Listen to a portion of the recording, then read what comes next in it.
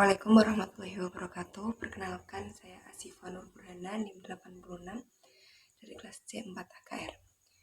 Pada video kali ini saya akan membahas 6 soal dari yang pertama, yaitu apakah yang dimaksud dengan persediaan menurut SAK etap. Menurut SAK etap, persediaan adalah aset untuk dijual dalam kegiatan usaha normal, dalam proses produksi untuk kemudian dijual, atau dalam bentuk bahan atau perlengkapan untuk digunakan dalam proses produksi atau pembelian kerja. Dari pengertian di atas, dapat dikatakan bahwa persediaan merupakan aset yang dimiliki untuk dijual dalam kegiatan usaha normal, dalam perusahaan dagang maupun dalam perusahaan manufaktur yang membutuhkan proses produksi. Baik, soal yang kedua yaitu dari jenis persediaan, sebutkan perbedaan antara perusahaan dagang dengan perusahaan industri. Nah, untuk perusahaan dagang itu pengadaan barang itu digunakan untuk dijual kembali. Nah, sedangkan perusahaan industri, pengadaan barang itu dimaksudkan diolah menjadi barang jadi sebelum dijual. Jadi melalui proses pengolahan. Kemudian perbedaan yang kedua yaitu memiliki persediaan barang jadi, sedangkan perusahaan industri itu memiliki persediaan barang olahan atau bahan baku. Perbedaan yang ketiga, perusahaan dagang itu proses penentuan harga pokoknya itu relatif mudah. Kemudian sedangkan perusahaan industri itu dalam penentuan harga pokok barang harus melalui beberapa tahapan. Kemudian perusahaan dagang juga tidak melakukan laporan harga pokok produksi, sedangkan untuk perusahaan industri membuat laporan harga pokok produksi. Kemudian soal yang nomor 3 yaitu sebutkan perbedaan sistem pencatatan persediaan yang Anda ketahui. Nah, karena sistem pencatatan persediaan itu kan ada dua. Yang pertama, metode periodik, dan yang kedua, metode perpetual. Untuk perbedaan yang pertama yaitu frekuensi pencatatan. Untuk metode periodik, pencatatan itu dilakukan secara periodik, biasanya di akhir periode akuntansi. Sedangkan metode perpetual itu pencatatan dilakukan secara terus-menerus ketika ada transaksi yang sedang berlangsung, yang telah berlangsung, seperti itu. Jadi, tiap ada transaksi yang dilakukan atau yang telah terjadi itu langsung dicatat, tidak harus menunggu di akhir periode. Kemudian perbedaan yang selanjutnya itu akurasi stok barang. Pada metode periodik, data stok barang tidak diperbarui secara terus-menerus sehingga dapat menyebabkan ketidakakuratan dalam nilai persediaan. Sedangkan metode perpetual, data stok barang diperbarui secara real time sehingga memberi gambaran secara akurat tentang stok barang yang tersedia. Kemudian perbedaan yang ketiga yaitu waktu pencatatan. Kalau metode periodik itu lebih memakan waktu yang lama karena hanya satu kali dalam akhir periode kan. Sedangkan perpetual itu lebih singkat karena tiap ada transaksi itu langsung dicatat. Jadi meminimalisir waktu. Kemudian perbedaan yang keempat yaitu mengenai biaya operasional.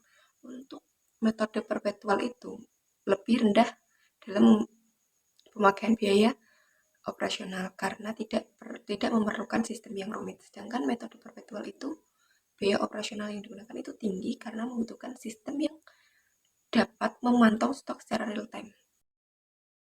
Selanjutnya soal nomor 4 yaitu dalam melakukan perhitungan persediaan akhir 2011, perusahaan menggunakan metode FIFO atau first in first out. Berikut adalah data transaksi. Nah, ini data transaksi pada tahun 2011. Kemudian kita diminta untuk berapa sih persediaan akhir perusahaan tersebut. Nah, ini ya. Ini diperoleh kan untuk saldo awalnya kan 1000 unit dengan harga 4.000, totalnya 4 juta. Kemudian pada tanggal 12 Januari 2011 perusahaan melakukan pembelian sebanyak 1.500 unit dengan harga 5.000 sehingga totalnya yaitu 7.500.000. Kemudian di saldonya itu ada 1.000 unit ditambah 1.500 unit, kemudian harga per unitnya yang 1.000 tadi 4.000 per unit, kemudian yang 1.500 itu harganya 5.000 per unit. Ini ya totalnya. Kemudian tanggal 21 Maret 2011 itu melakukan penjualan sebanyak 2.200 unit dengan harga 600. Kemudian didapatkan hasil sebanyak 13.200.000. Nah, karena ini kan 2.200 kalau diambilkan karena metodenya ini first in first out ya. Jadi saldonya itu yang 1.000 dikeluarkan dulu. Kan masih kurang 1.200 sehingga diambil dari ini yang 1.500, kemudian sisanya kan 300 dengan harga 5.000, totalnya 1.500.000. Kemudian pada tanggal 11 Juni 2011 itu perusahaan melakukan pembelian sebanyak 450 unit dengan harga 5.500, diperoleh jumlah 2.475.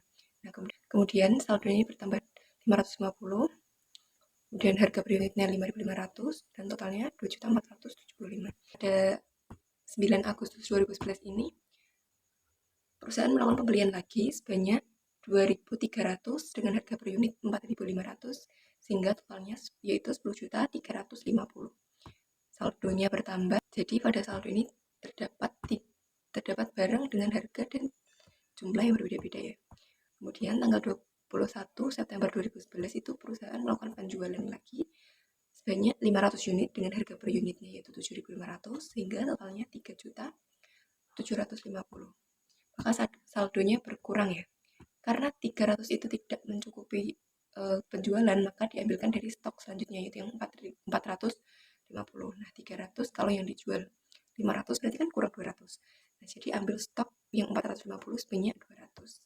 Sehingga sisanya ini 250, harganya 5.500, totalnya 1.375.000 sama yang 2.300 unit, harganya 4.500, totalnya 10.350. Nah, kemudian itu dijumlah ya. Kemudian untuk total pembeliannya itu yang dibeli itu sebanyak 4.250. Total harganya yaitu 20.325. Kemudian pada penjualan itu yang dijual itu sebanyak 2.700. Kemudian totalnya itu sebanyak 16.950. Kemudian saldo akhirnya itu unit yang belum terjual atau saldo barangnya itu 250 ditambah 2.300 yaitu 2.550. Kemudian dengan jumlah atau total harganya itu 11.725.000. Kemudian selanjutnya yaitu soal yang nomor 5.